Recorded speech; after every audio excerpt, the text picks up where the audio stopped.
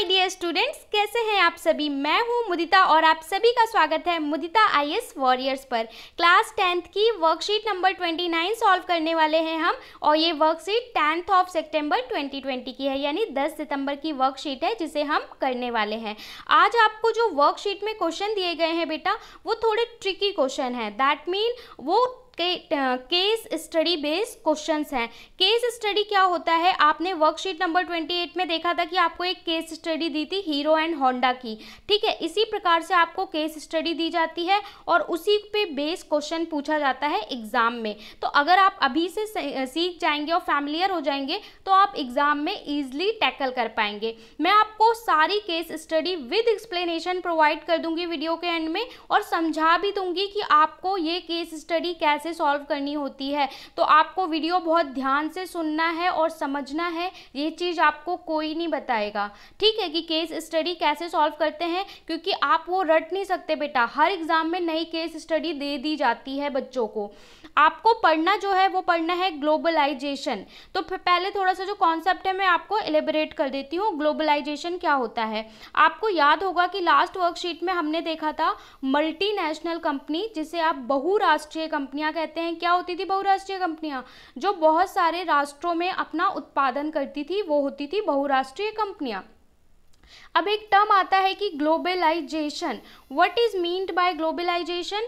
तो देखिए, पिछले 2 से 3 दशकों में अधिक से अधिक एमएनसी, जिसे आप एमएनसी कहते हैं, मैंने बताया था बहुराष्ट्रीय कंपनियां, दुनिया भर के स्थानों की तलाश में जो उनके उत्पादन के लिए सस्ते होंगे, इन देशों में बहुराष्ट्रीय कंपनियों द्वारा विदेशी निवेश बढ़ रहा है। आपने देखा होगा, हमने जो पिछली वर्कशीट में पढ़ा था कि विदेशी निवेश क्या होता है, विदेश व्यापार क्या होता है, ये सारी चीजें क्लियर हो गई थी आपको। अगर क्लियर नहीं है तो पहले वो वाली वर्कशीट को समझ लीजिए। अगर आपने सिर्फ आंसर लिखा था और पढ़ा नहीं था तो उसे जाकर पहले पढ़ लीजिए, तभी ये चीजें आपको समझ में आएंगी।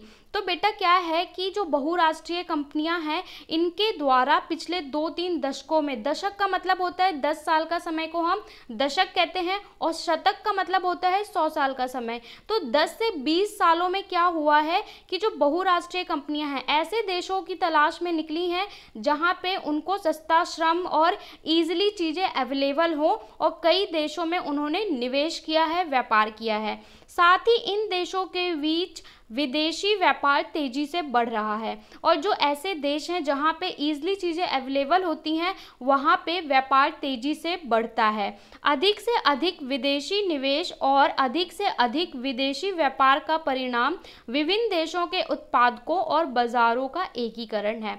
और ये सारा जो हम देख रहे हैं कि बहुत सारा विदेशी निवेश हो रहा है, ऐसा नहीं है कि बहुत सारी कंपनियां केवल भारत में निवेश करती हैं, भारत भी बहुत सारी देश की कंपनियों में निवेश करता है। और ऐसा क्यों हो पा रहा है? ऐसा हो पा रहा है विभिन्न देशों के उत्पादनों और बाजारों के एकीकरण के बावजूद। जो मार्केट्स हैं हमारे देश की या दूसरे देशों की, वो आपस में क्या करती हैं? एकीकरण करती हैं, एक दूसरे का सहयोग करती हैं, तभी तो आप दूसरे के देश में जाके बेच पाओगे। जब वो लोग आपको सपोर्ट करेंगे, हम दूसरों को सपोर्ट करेंगे। ठीक है, इसके कारण ही ये संभव हुआ है। विभिन्न देशों के बीच परस्पर संबंध और तीव्र एकीकरण की प्रक्रिया ही वैश्वीकरण है। अगर आपसे पूछे कोई सिंपल 1 नंबर में कि वैश्वीकरण किसे कहते हैं, तो आप लिखेंगे विभिन्न देशों के बीच परस्पर संबंध तथा तीव्र एकीकरण, देशों के बीच अच्छा रिलेशन और उनकी मार्केट्स का जो एकीकरण हो रहा है, इस प्रक्रिया को ही हम वैश्वीकरण कहते हैं। बहुराष्ट्रीय कंपनियां वैश्वीकरण की प्रक्रिया में एक प्रमुख भूमिका निभाती हैं। बहुराष्ट्रीय कंपनियां कैसे भूमिका निभाती हैं? हमने देखा था कि बहुराष्ट्रीय कंपनियां, ओनर कहीं और बैठा हुआ है, लेकिन कंपनियां एस्टैब्लिश देश के अलग अलग पार्ट्स में एस्टैब्लिश होती हैं और वो अपना दबदबा जमाते हैं। ठीक है, विभिन्न देशों के बीच अधिक से अधिक वस्तुओं और सेवाओं, निवेश और प्रौद्योगिकी का आदान प्रदान हो रहा है। टेक्नोलॉजी इतनी ज़्यादा आ चुकी है, आपको पता है 5G का ज़माना है, इतनी ज़्यादा आ चुकी है कि हम सर्विसेज प्रोवाइड कराते हैं ऐसी ऐसी कंट्री में जहां हम शायद जा नहीं पाते, लेकिन हम उन्हें सर्विसेज दे रहे हैं। ठीक है, और टेक्नोलॉजी की वजह से इन सारी चीज़ों में लोगों का निवेश बढ़ा है। दुनिया अधिकांश क्षेत्र कुछ दशक पहले की तुलना में एक दूसरे के निकट आए हैं।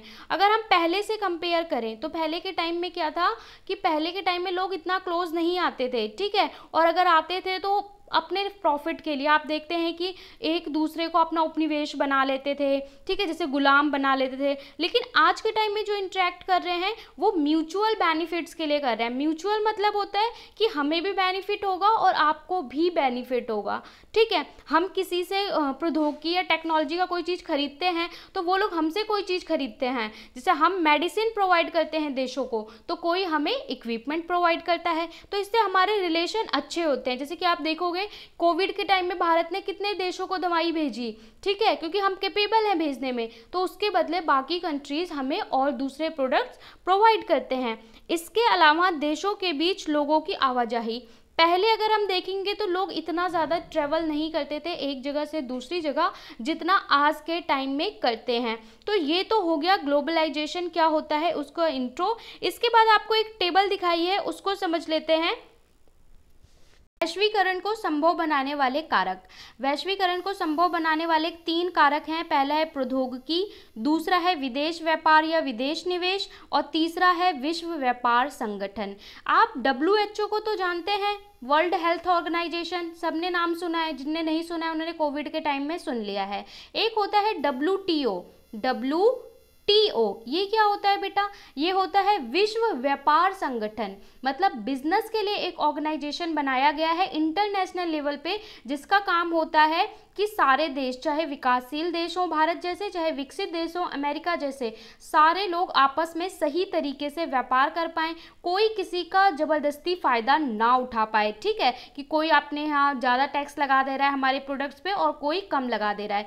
सबसे पहले बात करते हैं जो वैश्वीकरण में इंपॉर्टेंट है, प्रौद्योगिकी, क्योंकि आप न्यू जनरेशन के बच्चे हैं, 5G के बच्चे हैं, तो टेक्नोलॉजी आपके लिए बहुत इंपॉर्टेंट रोल प्ले करता है। परिवहन प्रौद्योगिकी में तेजी से सुधार, इसने कम लागत की दूरी वस्तुओं को तेजी से आपूर्ति से संभव किया है। अब क्या हो गया है, टेक्नोलॉजी की वजह से हम बहुत जल्दी चीज़ों को एक जगह से दूसरी जगह पहुंचा पाते हैं, जो कि पहले संभव नहीं था। जैसे फ्लाइट्स आ गई हैं, ठीक है, और शिप्स वगैरह होते हैं, तो हम आसानी से चीज़ों को पहुंचा सकते हैं। इसके अलावा सूचना और संचार प्रौद्योगिकी में तेजी से सुधार ने पूरे देश की सेवाओं के उत्पादकों को फैलाने में प्रमुख भूमिका निभाई है।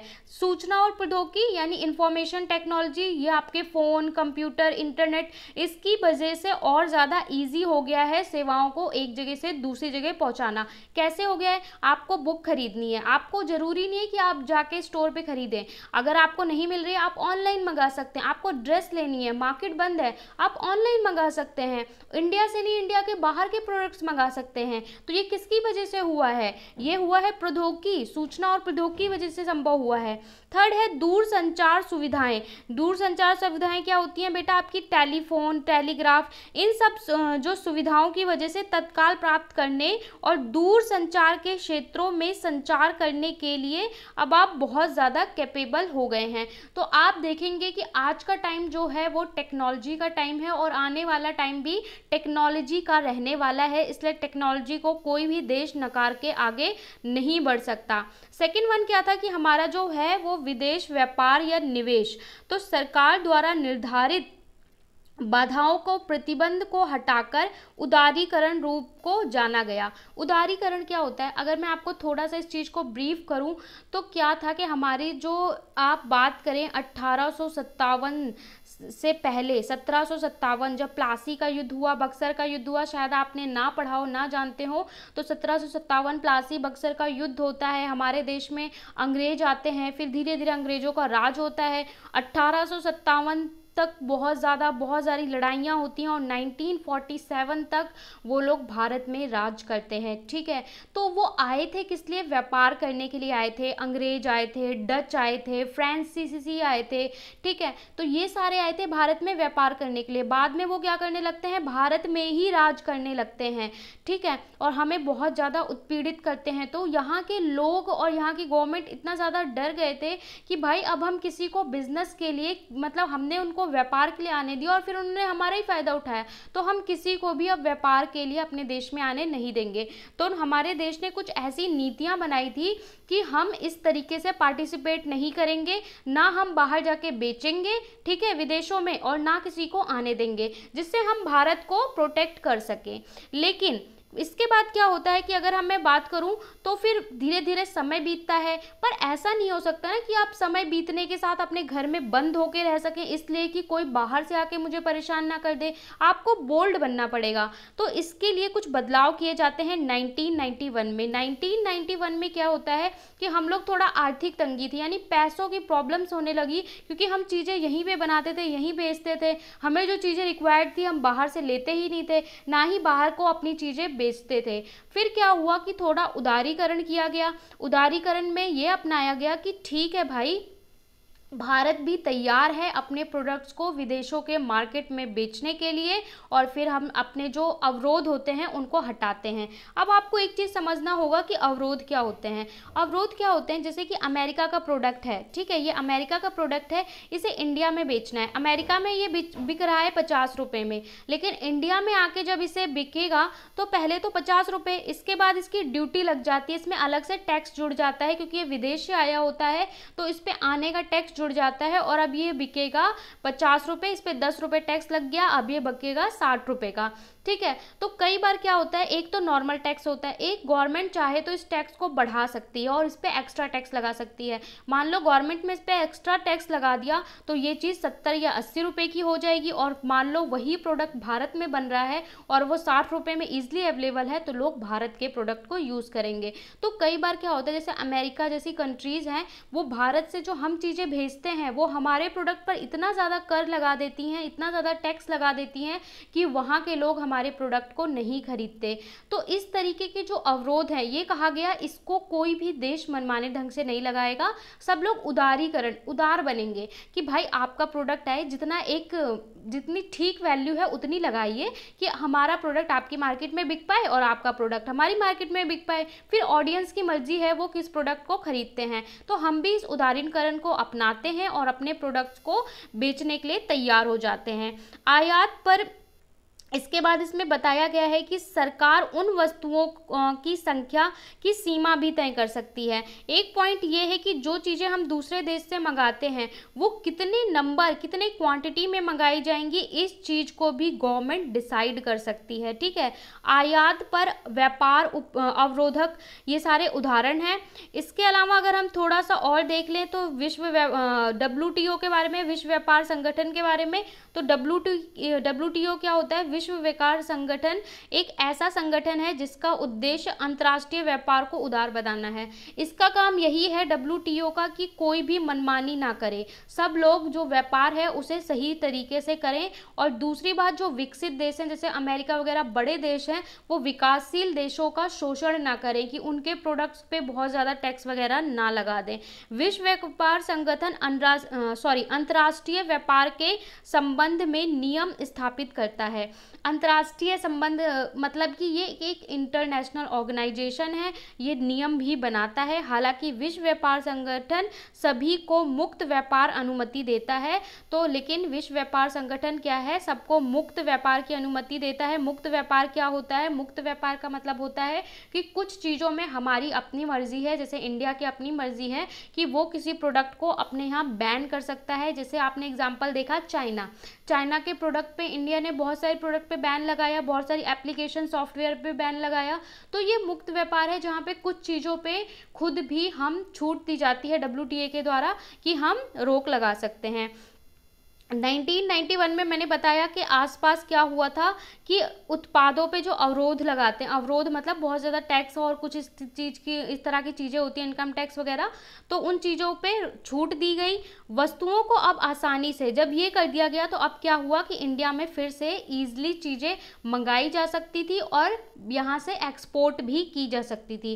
1991 से पहले इस पर बहुत ज़्यादा प्रतिबंध थे, और अब जो यहाँ के सेलर्स थे और यहाँ की कंपनियां थी वो भी प्रोडक्ट्स को क्या कर सकती थी, इजिली बेच सकती थी, इजिली मंगा सकती थी। अब देखिए आपको 4 क्वेश्चन दिए हैं, चारों क्वेश्चन मैं यहाँ पे नहीं पढ़ रही, क्वेश्चन को विद आंसर एक्सप्लेन करूंगी क्योंकि जो क्वेश्चन है वो सारे केस स्टडी बेस्ड हैं। तो चलिए सॉल्यूशन को देख लेते हैं। फर्स्ट क्वेश्चन में आपसे बोला है दुनिया के अधिकांश क्षेत्र कुछ दशकों पहले की अपेक्षा अब एक दूसरे के निकट संपर्क में है। आपको क्या लगता है ऐसा क्यों हुआ और ऐसे कैसे संभव हो पाया? ये बोल रहे हैं कि दुनिया के जो बहुत सारे देश हैं, अगर आप पहले के समय में देखेंगे तो वो इतना क्लोज नहीं थे, लेकिन आज के टाइम में वो ज़्यादा पास आ गए हैं। तो ऐसा क्यों हुआ और आपको क्या लगता है कि किस कारण से ये चीज़ संभव हो पाई? तो देखिए आंसर आपको ये पूरे क्वेश्चन दिए हैं। फर्स्ट क्वेश्चन ये था, इसका आंसर आपको इस तरीके से लिखना है कि सबसे पहले लिखेंगे दुनिया के अधिकांश क्षेत्र कुछ दशकों पहले की अपेक्षा अब एक दूसरे के निकट संपर्क में है। ऐसा वैश्वीकरण के कारण संभव हो पाया। किसके कारण? वैश्वीकरण के कारण संभव हो पाया।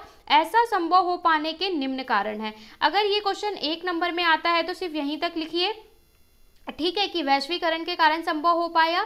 लेकिन यही 3 नंबर में आता है या ज़्यादा मार्क में आता है तो आप लिखेंगे ऐसा निम्नलिखित कारणों से संभव हो पाया और 3 बुलेट बना के उन पॉइंट्स को एलेबोरेट कर देंगे। आप बोर्ड के स्टूडेंट हैं, मैं हर बार आपको आंसर लिखना बताती हूँ और सिखाती हूँ, क्योंकि आप एक लाइन का आंसर लिखना भूल जाइए। आंसर को डिटेल में ब्रीफ करना आपको आना चाहिए, ठीक है। और ये आंसर्स आपको नहीं मिलेंगे, इसलिए अच्छे से नोट डाउन करना और अच्छे से समझ भी लो। वैश्वीकरण के फलस्वरूप विभिन्न देशों के बीच परस्पर संबंध तीव्रता से स्थापित हो सके। वैश्वीकरण के कारण ही हर देशों में क्या बहुत तेजी से जो रिलेशन बने वो वैश्वीकरण के कारण ही बन पाए। सेकंड पॉइंट क्या है? बहुराष्ट्रीय कंपनियां वैश्वीकरण की प्रक्रिया में एक प्रमुख भूमिका निभाती हैं।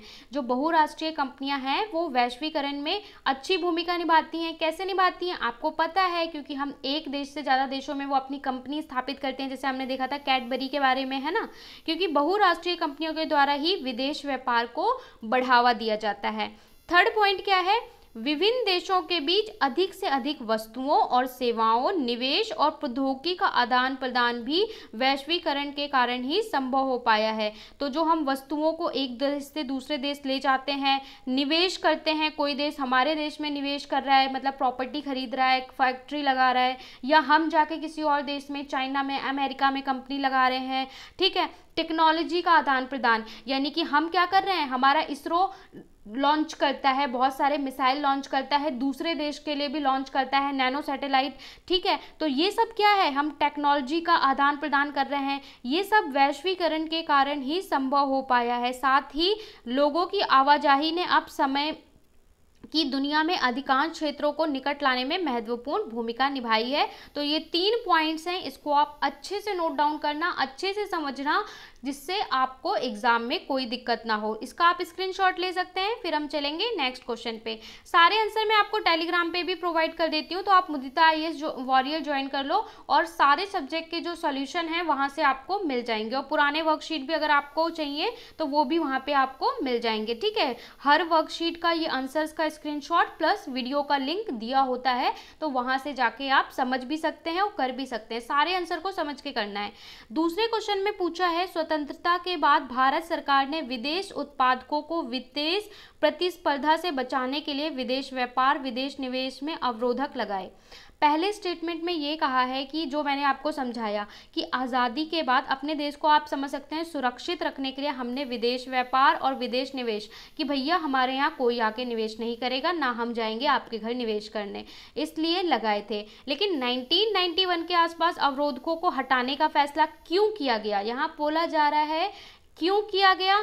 भारतीय ग्राहकों को इस नीति से होने वाले 2 लाभ बताइए। तो सबसे पहले ये क्यों किया गया वो उत्तर दीजिए, फिर दूसरे प्रश्न का उत्तर नेक्स्ट पे।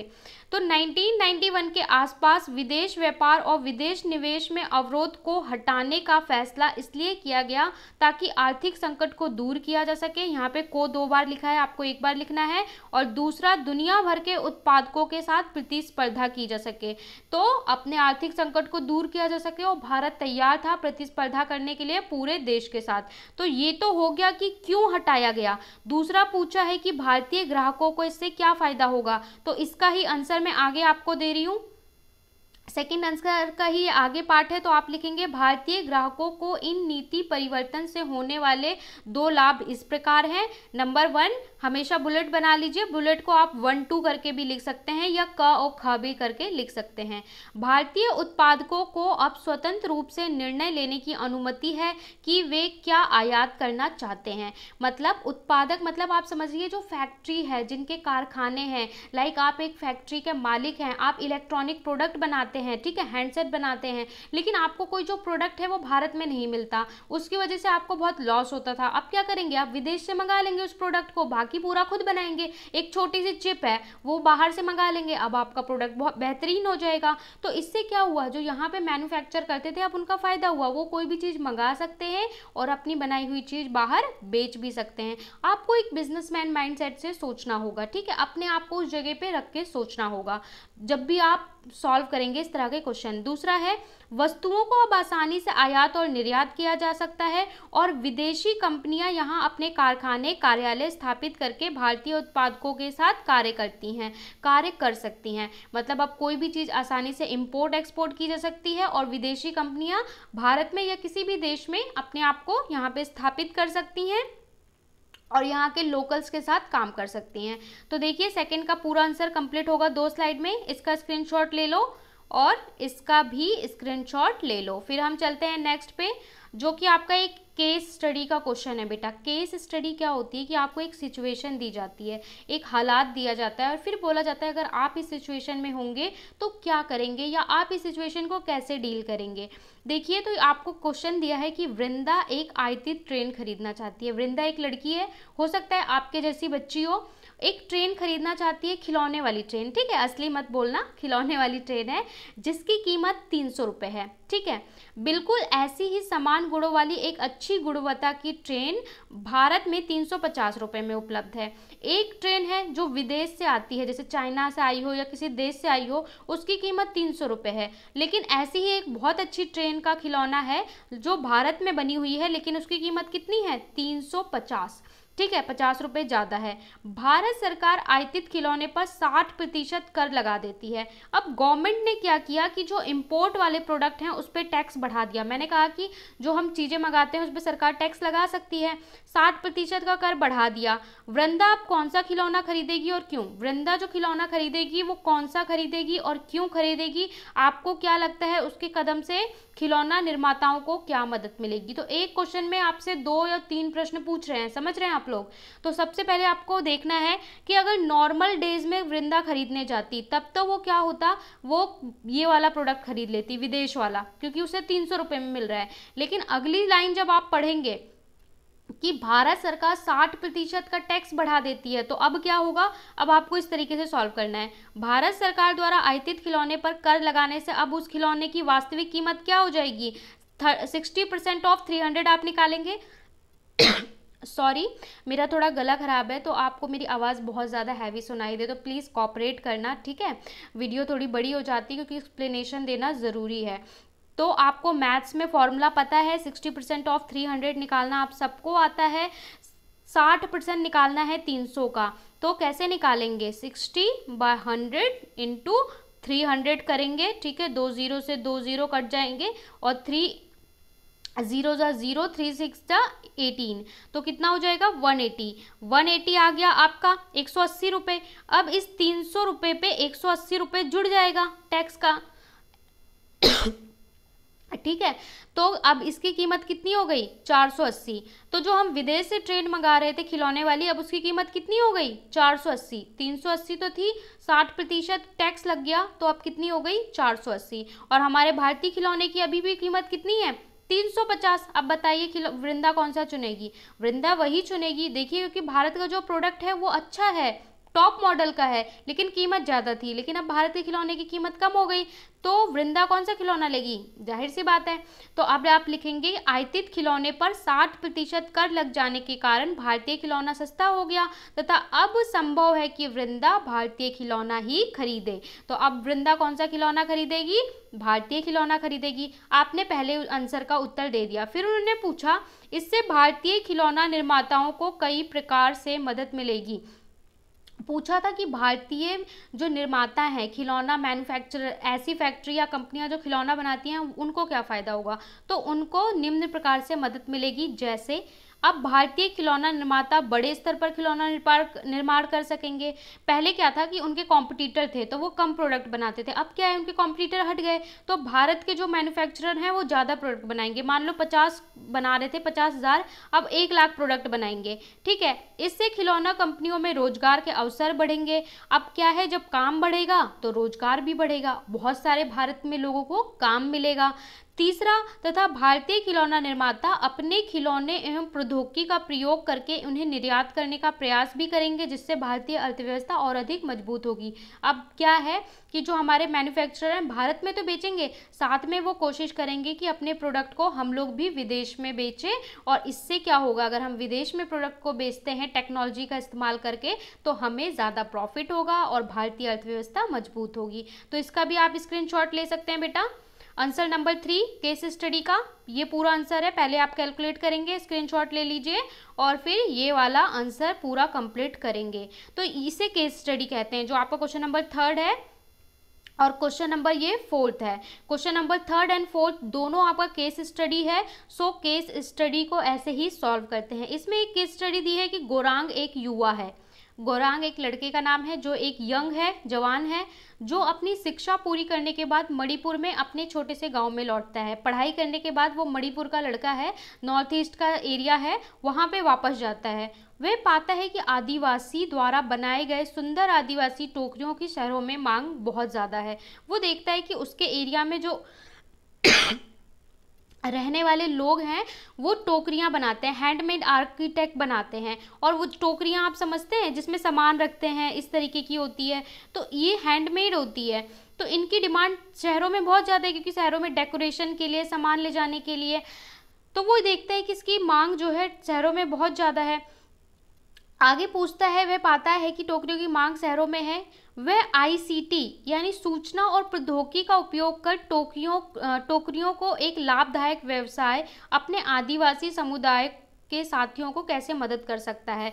मतलब वो ये देखता है कि भाई इन टोकरियों की जो डिमांड है वो शहरों में बहुत ज़्यादा है, लेकिन यहाँ पे जो ये लोग बना रहे हैं तो वो किस प्रकार से एक बिजनेस शुरू करे, किसका, सूचना और प्रौद्योगिकी का इस्तेमाल कर कर, टेक्नोलॉजी का इस्तेमाल करके, कि उसके जो आदिवासी साथी हैं उनको प्रॉफिट भी हो और वो अपने एरिया में रह के काम भी कर सकें। तो इसके लिए आपको उत्तर लिखना है। देखिए, गोरांग सूचना तथा प्रौद्योगिकी का प्रयोग करके एक ऑनलाइन बिजनेस स्टार्ट कर सकते हैं, क्योंकि आपको पता है हर चीज़ आजकल ऑनलाइन अवेलेबल है। आपको चाहे फ़ोन चाहिए हो, टीवी चाहिए हो, कपड़े चाहिए हो, नई ड्रेस, जूते चाहिए हो, ठीक है, अपना टॉय चाहिए, कुछ भी चाहिए आप ऑनलाइन मंगा सकते हो। आपके फ़ोन में एक अमेज़ॉन होता है, एक फ्लिपकार्ट होता है, ये क्या होते हैं, शॉपिंग के लिए पोर्टल्स होते हैं। तो गोरांग क्या कर सकता है, सूचना और प्रौद्योगिकी का प्रयोग करके एक ऑनलाइन बिजनेस स्टार्ट कर सकता है तथा अपने बिजनेस को विभिन्न ऑनलाइन विक्रेता मंचों से, विक्रेता मंच जो सेलर होते हैं जैसे अमेज़ॉन, फ्लिपकार्ट, क्या होता है कि आपने कोई प्रोडक्ट के लिए इस पे आपको रजिस्टर करना पड़ता है। ठीक है, जब आप रजिस्टर कर देते हैं तो आप अपना प्रोडक्ट इनके पास भेज देते हैं होलसेल में, और उसके बाद यहाँ से कोई भी बुक करेगा तो उनका कुछ % जाएगा, बाकी प्राइस आपको मिल जाएगा। ठीक है, तो इस तरीके से गोरांग भी अपना टोकरी बनाने का जो प्रोडक्ट है वो किसी भी विक्रेता के साथ जोड़ सकता है, और जो टोकरियाँ बनेंगी वो यहाँ से देश के सभी लोग खरीद सकते हैं, के साथ जोड़ सकता है। इस प्रकार भारत के किसी भी कोने से लोग गोरांग के आदिवासी समुदाय द्वारा बनाई गई टोकरियाँ मंगवा सकते हैं। और जब पोर्टल पे आ जाएगा, ऑनलाइन मिलेगा, तो देश में चाहे आप नॉर्थ ईस्ट में रहते हो, पंजाब में रहते हो, दिल्ली में रहते हो, कोई भी फटाफट बुक करेगा और मंगा लेगा। इस प्रकार गोरांग तथा उसके सभी साथी अपने निवास स्थल पर रहकर ही अपनी कला और संस्कृति को देश के कोने कोने तक पहुंचा सकते हैं तथा एक लाभप्रद व्यवसाय भी स्थापित कर सकते हैं।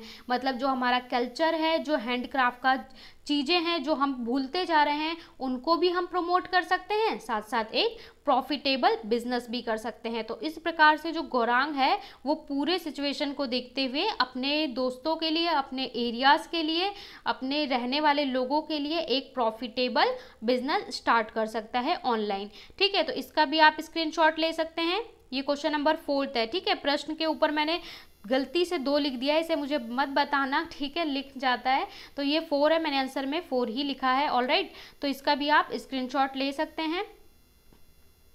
यहाँ पे मैंने जो वर्कशीट है आपको पूरी करवा दी है, बहुत इम्पॉर्टेंट है, केस स्टडी बेस है, कोई डाउट हो तो पूछ लेना।